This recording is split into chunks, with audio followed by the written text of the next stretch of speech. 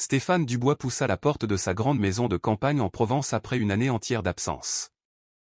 L'odeur d'ordure le frappa comme un coup de poing en plein visage, une puanteur aigre et suffocante qui s'accrochait au fond de sa gorge. Il suivit la piste de saleté et de détritus qui serpentait sur le carrelage autrefois immaculé, descendant un escalier en colimaçon vers l'obscurité de la cave. Et là, ils étaient. Léo et Manon, ses jumeaux de 7 ans, recroquevillés sur le sol en béton froid, blottis sur des cartons souillés. Léo, les mains noires de crasse, fouillait dans un sac poubelle éventré avec une concentration morbide. Manon mâchait lentement une peau d'orange noircie et pourrie, ses yeux vides, complètement perdus dans un ailleurs insondable. Aucun des deux ne leva la tête quand il entra. Aucun ne courut se jeter dans ses bras. Ils portaient les mêmes vêtements que le jour de son départ, il y a 12 mois, des vêtements qui pendaient maintenant sur leur corps décharné comme des haillons. La peau de leur visage était d'un gris cireux, maladif. Léo sortit quelque chose du sac et le porta à sa bouche. Stéphane sentit ses jambes flageoler, le sol semblant se dérober sous ses pieds. C'est alors qu'il entendit le claquement de talons dans l'escalier. Sa femme, Sandrine, descendait lentement, chaque pas résonnant dans le silence glacial de la cave. Quand elle apparut dans l'encadrement de la porte, il vit dans ses yeux quelque chose qu'il n'avait jamais vu auparavant.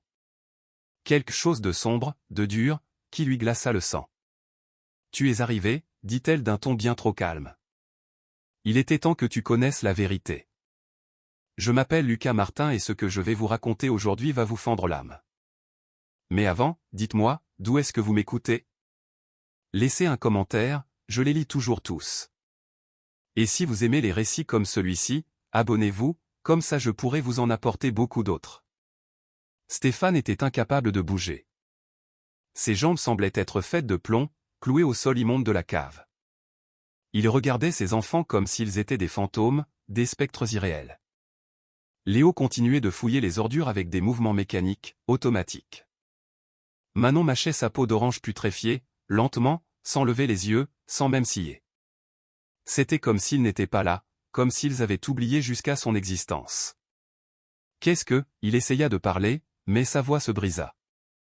Il se racla la gorge, la sentant sèche comme du papier de verre. Qu'est-ce qui leur est arrivé? Les mots sortirent à peine, un murmure rauque et étranglé. Il tourna son regard vers sa femme, Sandrine, cherchant des réponses sur son visage, mais elle se contentait de le fixer avec ce calme étrange, cette froideur qu'il ne lui avait jamais connue. Elle avait les bras croisés, appuyés contre le chambranle de la porte. « Qu'est-ce qui leur est arrivé » répéta Sandrine, presque sur un ton de moquerie.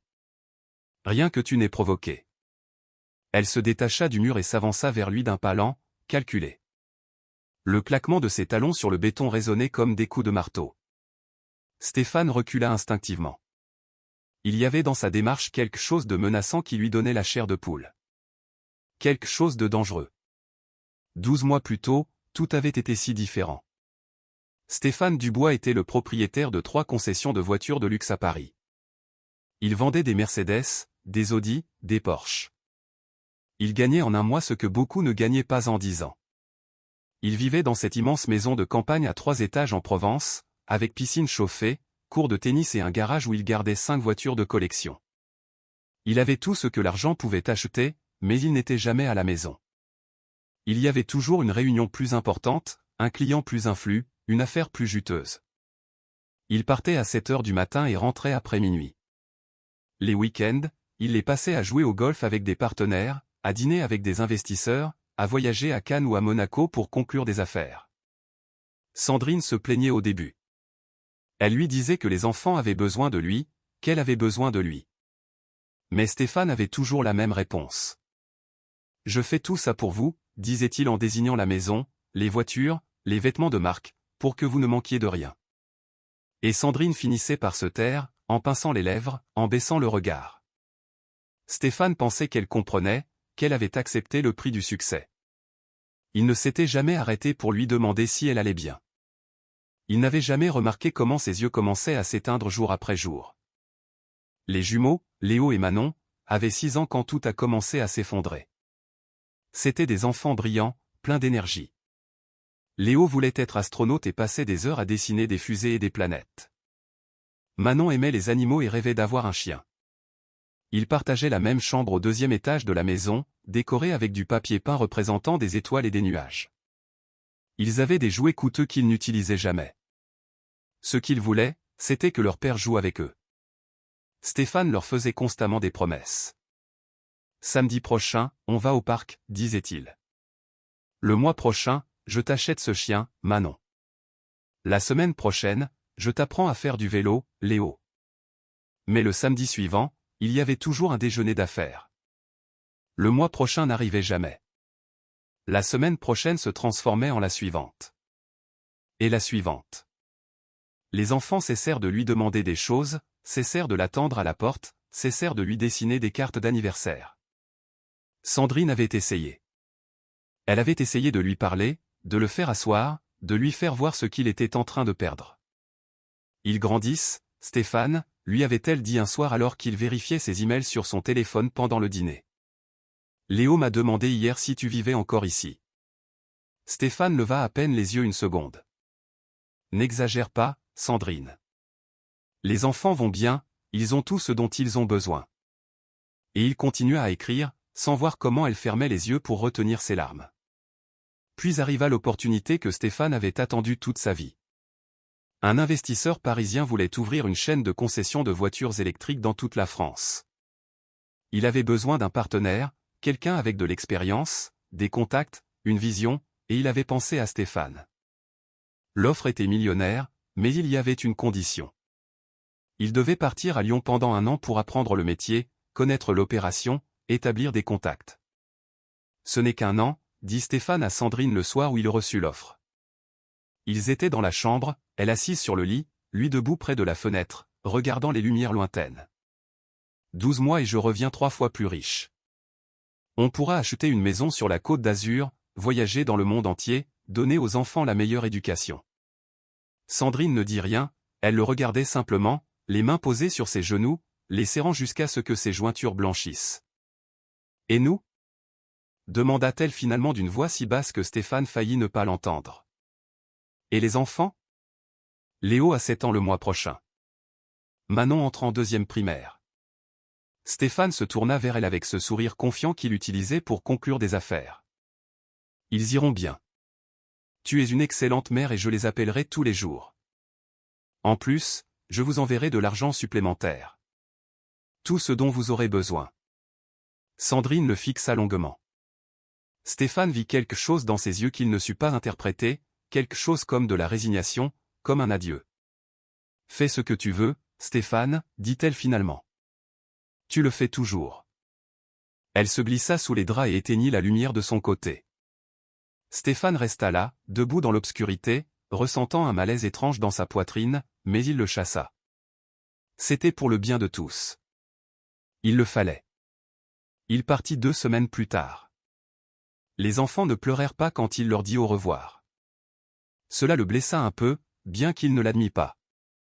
Ils l'enlacèrent rapidement, comme pour accomplir un protocole, et retournèrent en courant à leurs dessins animés. Sandrine l'accompagna jusqu'à la porte. Elle ne l'embrassa pas, lui donna juste une étreinte froide et courte. « Prends soin de toi », dit-elle sans le regarder dans les yeux et ferma la porte avant même qu'il n'atteigne la voiture. Les premiers mois à Lyon furent excitants. Stéphane vivait dans un appartement moderne. Il assistait à des réunions dans des immeubles de verre. Il dînait dans des restaurants étoilés. Il rencontrait des gens influents. Il appelait à la maison 1 fois par semaine, le dimanche. Les conversations étaient courtes, gênantes. Les enfants n'avaient pas grand-chose à dire. Sandrine répondait par monosyllabes. « Comment vont-ils ? » ?»« Bien. »« Tout est en ordre ? » ?»« Oui. »« Vous avez besoin de quelque chose ? » ?»« Non. » Avec le temps, les appels s'espacèrent. 1 fois toutes les 2 semaines, puis 1 fois par mois. Stéphane avait toujours une excuse, une réunion importante, un dîner avec des investisseurs, un voyage à Bordeaux ou à Strasbourg. La vérité était plus simple et plus sombre. Il ne savait pas quoi leur dire. Il ne savait pas comment parler à ses propres enfants. Et chaque fois qu'il entendait la voix distante de Sandrine, il ressentait une culpabilité qu'il préférait ne pas affronter. Alors il arrêta d'appeler. L'argent, par contre, ne manqua jamais. Stéphane transférait des sommes généreuses chaque mois. 10 000, 15 000, 20 000 euros. Plus que nécessaire, bien plus. C'était sa façon d'être présent, sa façon de dire « je vous aime » sans avoir à le dire. Il pensait que l'argent compensait tout, que tant que leur compte en banque était plein, il n'y avait rien à craindre. Il ne se demanda jamais si Sandrine utilisait cet argent. Il ne se demanda jamais pourquoi faire. À Lyon, Stéphane rencontra Chloé. C'était l'assistante de l'investisseur parisien. Une femme de 32 ans, élégante, intelligente, avec un sourire qui illuminait n'importe quelle pièce. Ils commencèrent à travailler ensemble, puis à prendre un café après les réunions, puis à dîner. Stéphane n'avait pas prévu que ça arrive, mais c'est arrivé. Il se sentait seul, incompris. Et Chloé l'écoutait, l'admirait, le faisait se sentir important. Pas comme Sandrine, qui dernièrement ne le regardait qu'avec des yeux fatigués, pleins de reproches silencieux. La relation avec Chloé devint rapidement intense. Ils passaient des week-ends sur la côte, voyageaient ensemble pour des présentations, partageaient un monde que Stéphane sentait plus réel que celui qu'il avait laissé en Provence. Il cessa de penser à sa famille, cessa de ressentir de la culpabilité, se convainquit qu'il méritait d'être heureux, qu'il avait travaillé trop dur pour ne pas s'offrir le luxe de vivre un peu. Les mois passèrent à toute vitesse. Quand l'année fut écoulée, l'investisseur lui proposa de rester 6 mois de plus pour « consolider », dit-il. Stéphane accepta sans réfléchir. Il envoya un message à Sandrine. « Je dois rester 6 mois de plus. C'est important. Je continue à vous envoyer de l'argent. » Sandrine lut le message, mais ne répondit jamais. Stéphane le remarqua, sentit une pointe désagréable dans son estomac, mais se distraya avec le travail. Il y avait toujours du travail à faire. Mais au bout de 5 mois, tout s'écroula. L'investisseur parisien s'avéra être un escroc. Il n'y avait pas de voitures électriques, pas de chaîne de concession. C'était un gigantesque système de Ponzi et Stéphane n'avait été qu'une pièce de plus dans l'engrenage. Quand la police arriva dans les bureaux, Stéphane était en réunion. Ils le sortirent menotté devant tout le monde. Chloé disparut ce même après-midi, sans un au revoir, sans un appel. 2 semaines plus tard, Stéphane fut libéré sous caution, ruiné et humilié. Il perdit tout. Ses économies, ses investissements, les 3 concessions qu'il avait laissées à Paris furent saisies pour des dettes dont il ignorait l'existence. Son associé à Paris, profitant de son absence, avait vidé les comptes. Stéphane essaya de récupérer quelque chose, mais les avocats ne firent que lui soutirer plus d'argent. Finalement, il dut accepter la réalité. Il était fauché. Il n'était plus millionnaire. C'était un homme de 43 ans sans un sou, sans réputation, sans rien. La seule chose qui lui restait était la maison en Provence. Elle était au nom de Sandrine, donc les créanciers ne purent pas y toucher. Stéphane acheta un billet d'avion de dernière minute avec la seule carte de crédit qui fonctionnait encore. Il n'avertit pas Sandrine de son retour. Il voulait lui faire la surprise. Il voulait arriver et tout arranger. Il pensait qu'elle serait soulagée de le voir, que les enfants couraient l'embrasser, qu'il pourrait recommencer à zéro. Le vol fut long, interminable. Stéphane regarda par le hublot pendant des heures, observant les nuages, pensant à ce qu'il leur dirait. Il avait répété un discours, qu'il était désolé, qu'il avait fait des erreurs, qu'il allait tout récupérer, que maintenant, il serait présent. Cela sonnait bien dans sa tête, cela sonnait sincère. Quand l'avion atterrit, Stéphane sentit un nœud dans son estomac. Le trac, pensa-t-il. Juste le trac. Il prit un taxi depuis l'aéroport. Le chauffeur essaya d'engager la conversation, mais Stéphane se contentait de regarder par la fenêtre, voyant la ville défiler. Tout semblait identique, comme si le temps ne s'était pas écoulé. Mais quelque chose dans sa poitrine lui disait que rien ne serait plus jamais pareil. Quand le taxi s'arrêta devant sa maison, Stéphane resta assis un moment, regardant la façade. Les fenêtres étaient sales, le jardin à l'abandon, la peinture de la porte s'écaillait. Il paya le chauffeur, prit sa valise et se dirigea vers l'entrée. Sa main tremblait en insérant la clé dans la serrure. Il prit une profonde inspiration, tourna la clé, poussa la porte, et l'odeur d'ordure le frappa comme un coup de poing. Et maintenant, il était dans la cave, regardant ses enfants manger les restes des poubelles, regardant sa femme avec ses yeux qu'il ne reconnaissait pas, et une question lui martelait le cerveau. Une question qu'il avait peur de poser, mais qu'il ne pouvait contenir. « Pourquoi » murmura-t-il. « Pourquoi tout ça » Sandrine s'approcha encore, jusqu'à n'être qu'à quelques centimètres de lui. Stéphane put voir les cernes profonds sous ses yeux, les nouvelles rides sur son front. « Parce que j'ai décidé que tu devais voir, » dit-elle d'une voix si froide qu'elle lui hérissa les poils. « J'ai décidé que tu devais comprendre ce que ça fait de tout perdre. » Stéphane secoua la tête, sans comprendre.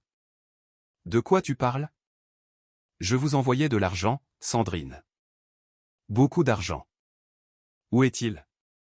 Sandrine sourit.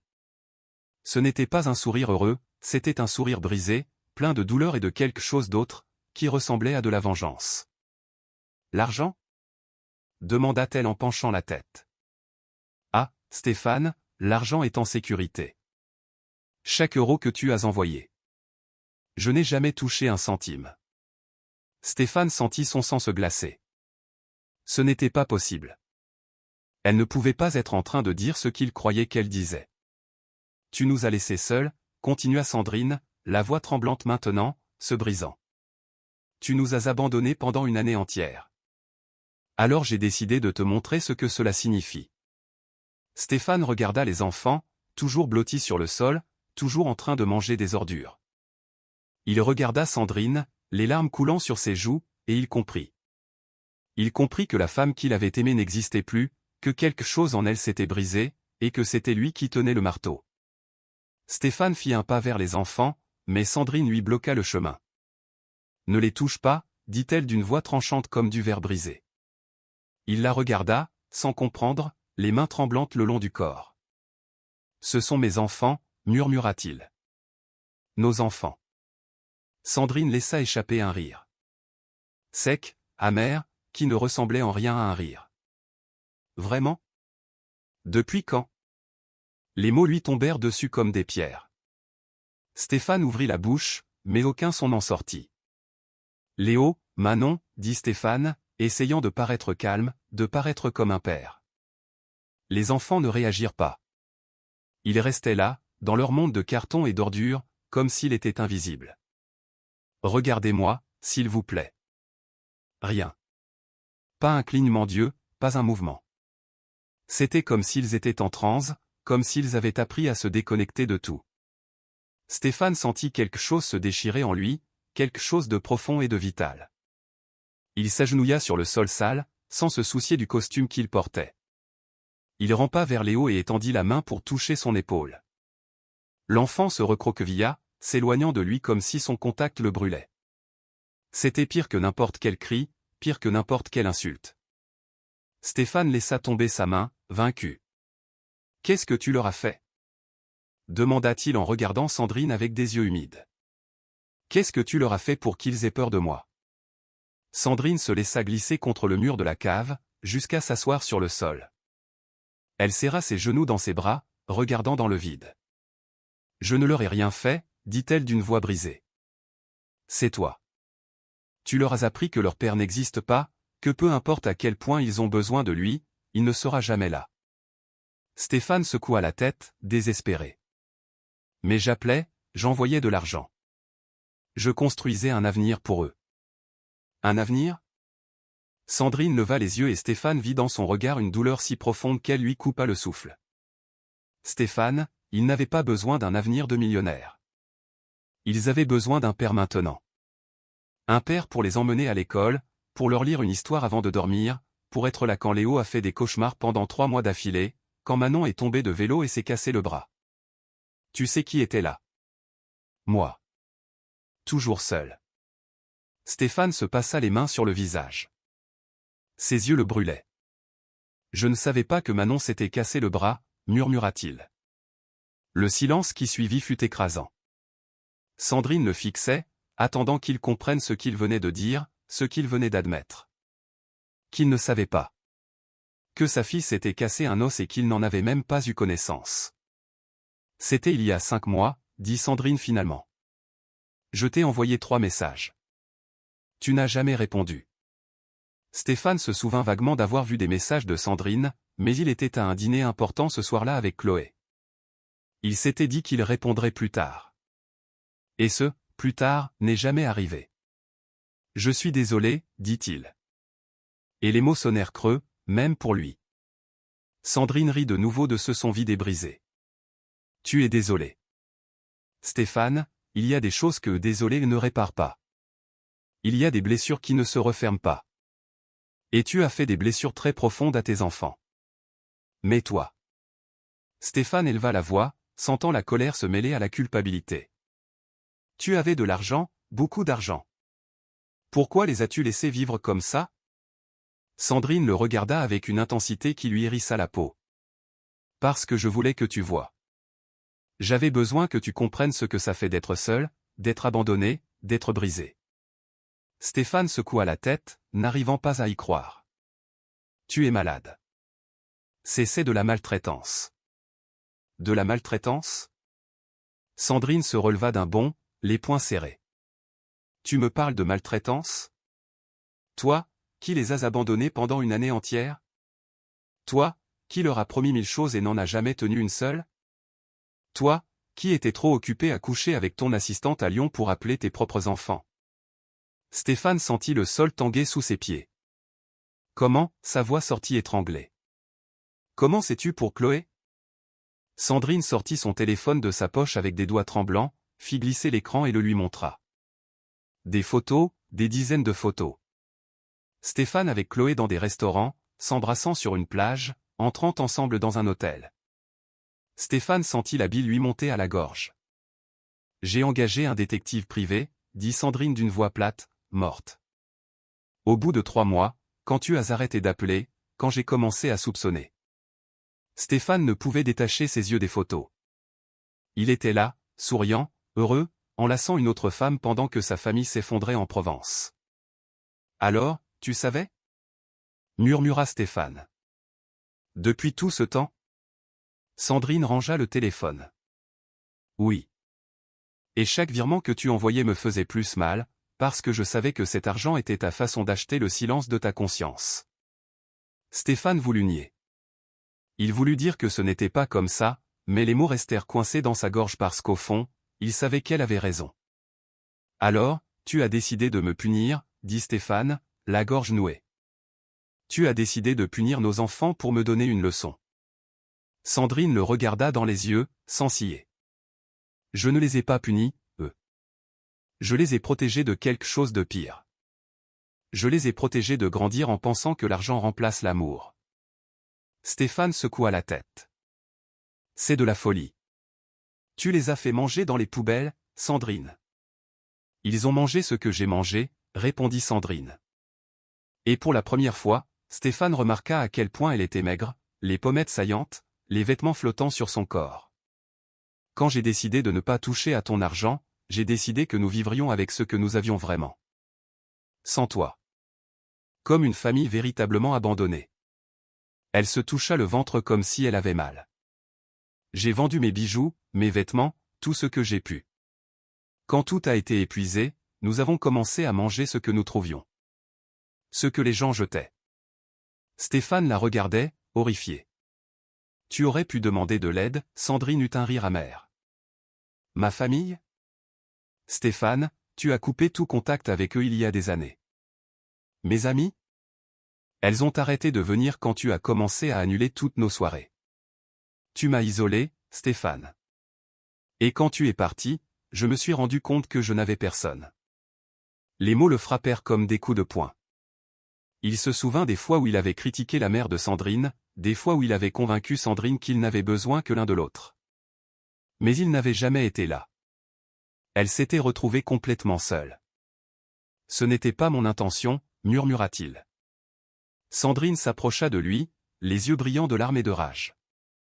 Tu m'as enfermée, tu m'as rendue dépendante de toi, et puis tu m'as abandonnée. Elle essuya ses larmes du revers de la main. Les 2 premiers mois, j'ai essayé d'être forte. Je disais aux enfants que papa reviendrait bientôt. Mais ils ont commencé à poser des questions. Pourquoi il n'appelle pas? Pourquoi il ne répond pas à nos messages? Il ne nous aime plus? Et je n'avais pas de réponse. Sa voix se brisa. Au 3e mois, Léo a complètement cessé de parler. Les professeurs m'ont appelé. Ils disaient qu'ils s'asseyaient dans un coin et n'interagissaient avec personne. Le psychologue a dit que c'était un mutisme sélectif dû à un traumatisme émotionnel. Stéphane regarda Léo, toujours recroquevillé. L'enfant qui voulait être astronaute. Maintenant une ombre silencieuse. Pendant combien de temps? Demanda Stéphane d'une voix à peine audible. 4 mois sans dire un mot, répondit Sandrine. Il n'a recommencé à parler qu'il y a 3 semaines. Et la première chose qu'il a dite, c'est « Papa est mort, c'est ça ?» Stéphane sentit quelque chose en lui se briser définitivement. Les larmes commencèrent à couler sur son visage, incontrôlables. Et Manon, Sandrine regarda sa fille avec une tendresse douloureuse. Manon a commencé à avoir des crises de panique. Elle se réveillait la nuit en hurlant. Une nuit, elle s'est évanouie. Je l'ai emmenée à l'hôpital. Ils m'ont dit que c'était de l'anxiété sévère. Chez une enfant de 7 ans, Stéphane. Anxiété sévère. Stéphane se couvrit le visage de ses mains, sanglotant. Les enfants ne réagirent pas à ses pleurs. Ils avaient appris que les adultes pleuraient, que la douleur était normale. J'ai dû les retirer de l'école, dit Sandrine. Je ne pouvais plus payer. Et même si j'avais pu utiliser ton argent, j'ai décidé que je ne le ferais pas.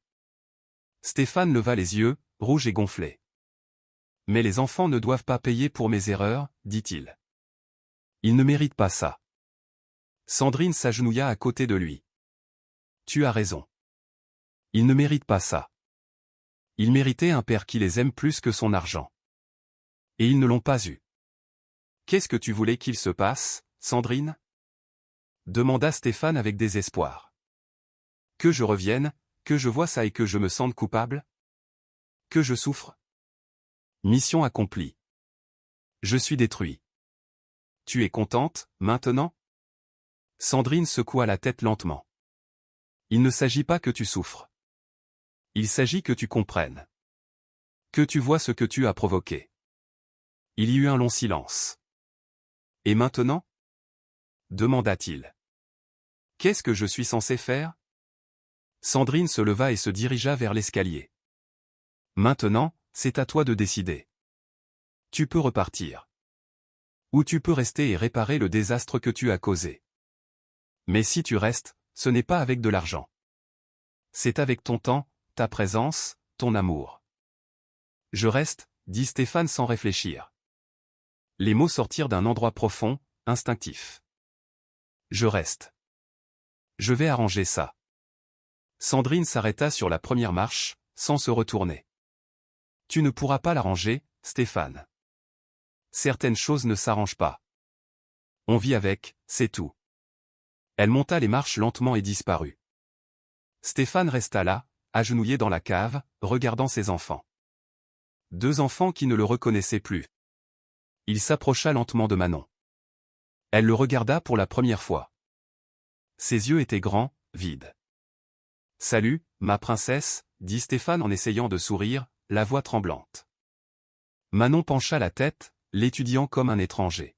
« Tu es le monsieur du téléphone » demanda-t-elle d'une voix petite et fragile. Stéphane ne comprit pas. Le monsieur qui est sur le téléphone de maman. Celui qui fait pleurer maman.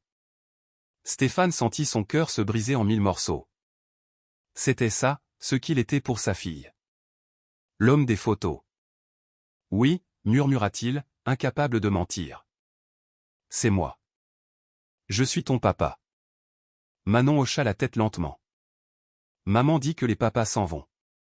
Mais toi, tu es revenu. Ce n'était pas une question, c'était une observation simple, dévastatrice. Je suis revenu, confirma-t-il, et je ne repartirai plus. Je te le promets. Les mots sonnaient creux après toutes les promesses rompues.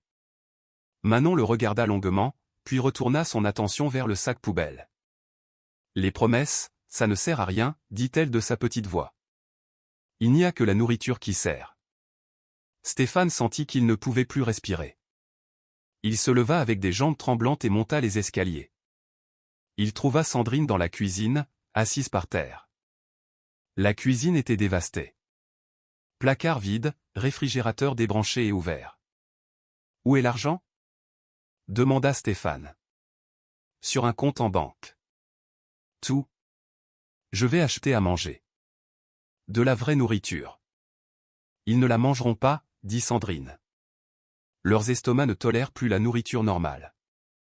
J'ai essayé. Ils vomissent. Leur corps s'est habitué à survivre avec presque rien. Stéphane s'agrippa au cadre de la porte. Mon Dieu, murmura-t-il. Que avons-nous fait? Demande-toi ce que tu as fait, toi, dit Sandrine. Moi, ma réponse a été d'essayer de te faire voir.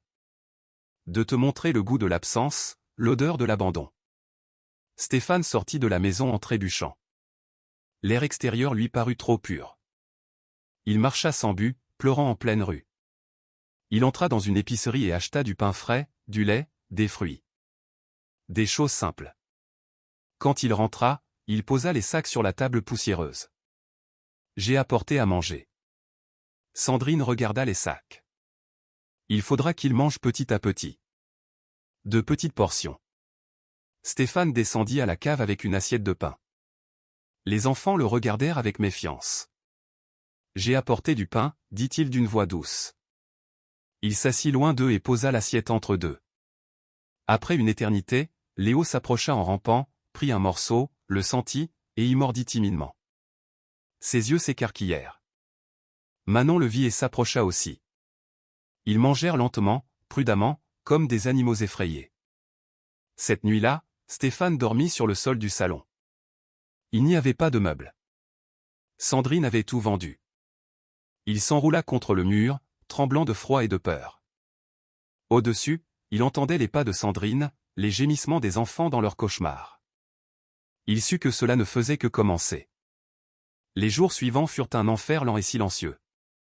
Stéphane passait son temps assis dans la cave, près des enfants, leur parlant à voix basse. Il nettoyait autour d'eux pendant qu'ils le regardaient avec des yeux vides. Au 4e jour, il demanda à Sandrine « Depuis combien de temps ils vivent comme ça ?» 6 mois, dit-elle finalement.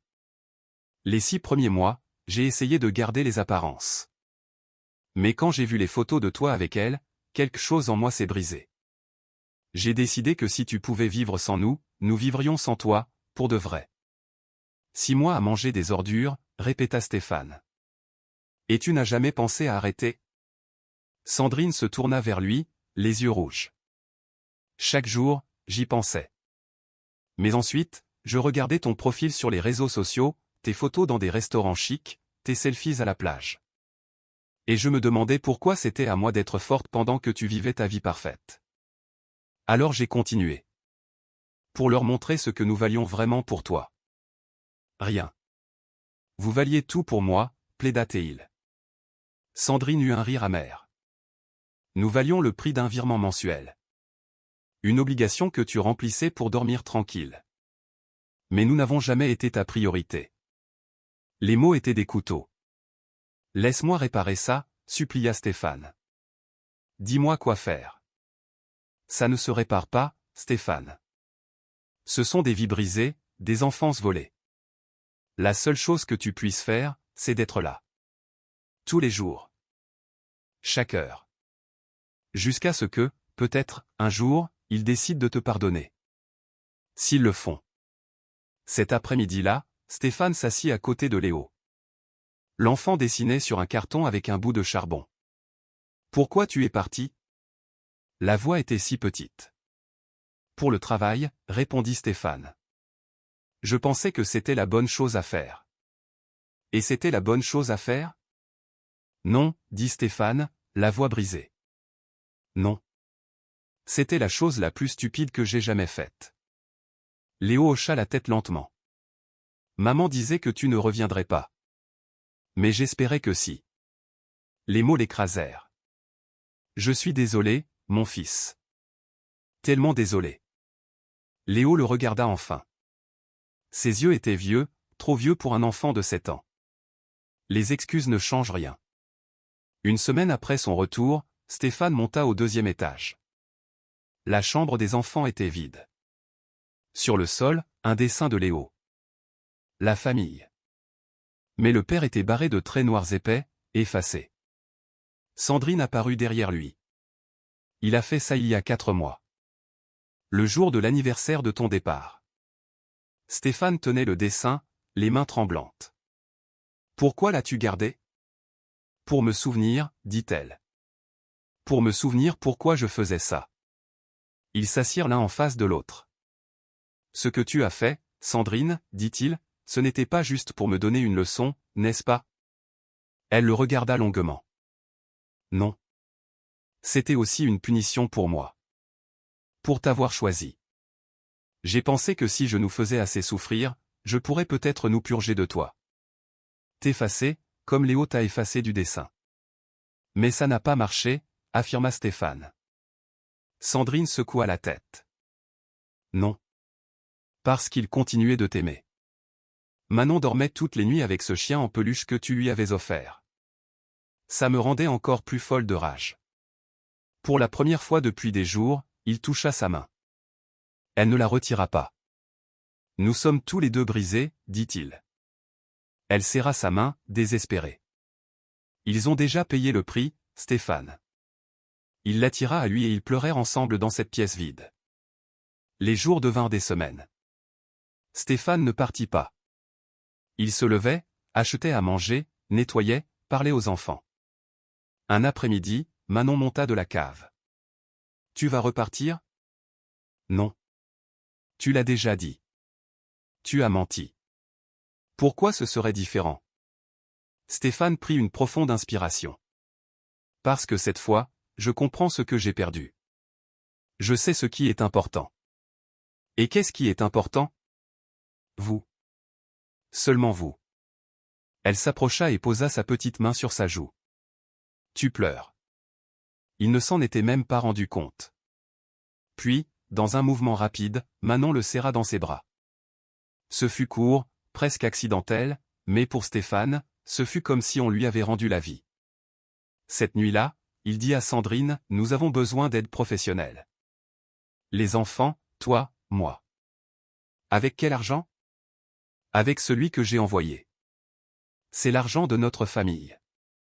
On peut l'utiliser pour guérir. Elle ferma les yeux, et quelque chose en elle céda. D'accord.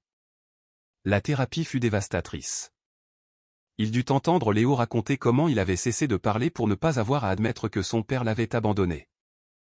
Il dut écouter Manon expliquer que ses crises de panique avaient commencé quand elle avait rêvé que son père était mort. Chaque mot était un poignard. Mais il y eut aussi des moments de lumière. Un jour, Léo lui demanda de jouer avec lui. Une autre fois, Manon s'endormit dans ses bras. Avec Sandrine, c'était plus compliqué. Ils admirent que leur mariage était brisé bien avant Lyon. 3 mois passèrent. Stéphane trouva un travail de vendeur de voitures d'occasion. Ils dînaient ensemble, par terre, mais ils étaient ensemble. Un samedi matin, Stéphane entendit un bruit étrange. Il descendit à la cave. Léo et Manon jouaient. Ils riaient. Sandrine était assise sur les marches, les regardant, des larmes aux yeux. Il s'assit à côté d'elle. Ils y arrivent, murmura-t-il. Nous y arrivons, corrigea-t-elle en prenant sa main. Une nuit, Sandrine lui dit, j'ai parlé à un avocat. Sur ce que j'ai fait. Il dit que techniquement, c'est de la maltraitance. Qu'on pourrait me retirer la garde. Pourquoi lui as-tu demandé ça? Parce que je dois affronter ce que j'ai fait. Tout comme toi. Être brisé n'est pas une excuse pour briser les autres. Alors nous l'affronterons ensemble, dit-il en la prenant dans ses bras. 6 mois après ce jour terrible, la famille était au parc. Léo et Manon couraient en riant. Sandrine était sur un banc, souriant. Regarde-les, dit Stéphane. Ils vont bien. Nous essayons, corrigea Sandrine. Ce n'est pas la même chose, mais c'est suffisant. Manon accourut vers eux, une petite fleur jaune à la main. C'est pour toi, papa. Pour que tu n'oublies pas. Que je n'oublie pas quoi? Que tu es revenu. Et que tu es resté. Il la serra fort contre lui. Je ne l'oublierai jamais. Je te le promets. Et cette fois, ce fut une promesse qu'il tint. Les années passèrent. Ils déménagèrent dans une petite maison en Normandie. Léo reparla d'être astronaute. Manon eut son chien, quel aplat espoir. Stéphane n'est jamais redevenu millionnaire. Il rentrait à la maison à l'heure. Sandrine devint psychologue, aidant d'autres familles en crise. Un jour, Léo, devenu adolescent, lui demanda « Pourquoi tu es vraiment parti ?» Stéphane répondit avec honnêteté. « Parce que j'étais égoïste. J'ai cru que le succès était plus important que vous.